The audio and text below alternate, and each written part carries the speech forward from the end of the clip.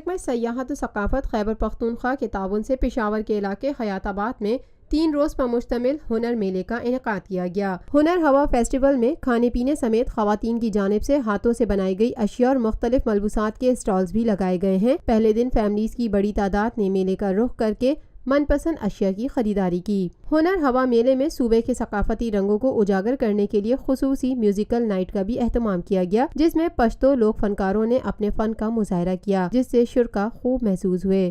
ہنر ہوا میلے کے لیے انتظامیہ کی جانب سے سیکیورٹی کے بھی بہترین انتظامات کیے گئے ہیں۔ ہنر میلے میں شریک ایک بچی کا کہنا تھا، بہت اچھا لگ رہا ہے۔ پشاور میں اسپیشلی اس طرح کے ایونٹس بہت ریئر ہوتے ہیں، یہاں پہ اس طرح کے ایونٹس کو انجوائے کرنا، اسپیشلی یہاں کا ماحول جس قسم کا ہے، پشاور کو اس چیز کی بہت زیادہ ضرورت ہے۔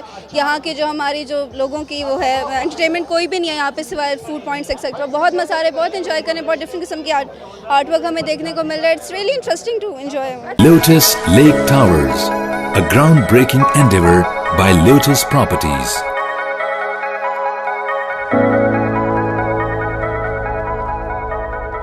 ملکی، بین الاقوامی، سماجی، سیاسی، تجارتی، ثقافتی، تفریحی، معلوماتی اور کھیلوں سے جڑی ہر چھوٹی بڑی خبر کا مرکز TNN TV۔